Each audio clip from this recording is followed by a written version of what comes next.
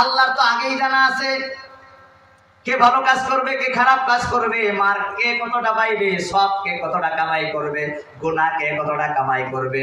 তার বাদে আল্লাহ তাআলা দুনিয়ার পরীক্ষার জন্য কেন দিলেন কথা বলেন। কি গো, স্কুলের মধ্যে পরীক্ষা লয় শিক্ষককে জানার জন্য যে 1 বছর যে পড়াইলাম কেডা কত মার্ক পাইবো, এটা শিক্ষকে তার বাপের সত্য গোষ্ঠীও জানে না, পরীক্ষা লওয়ার বাদে বলতে পারে। কথা বলে ঠিক কিনা? তাহলে আল্লাহ তো সবকিছু জানে। তাহলে আল্লাহ দুনিয়ার মধ্যে আমাদেরকে পরীক্ষা ফালাইলো কেন? একটা কারণে, কিয়ামতের দিন আল্লাহ রাব্বুল আলামিন ফেরাউনকে যদি জাহান্নামে দিত, দুনিয়াত আনা বাটায় পরীক্ষা না লইয়াই, ফেরাউন কইতো আমার দোষ কি? কইতো যে তুমি দুনিয়ার যদি দিতাম তাহলে এইটা করতা, এটি হলো তোমার দোষ। ফেরাউন করবো আমি মানি না। কি কইবো? আমি মানি না, আমার দুনিয়া দেয়া দেখতাম।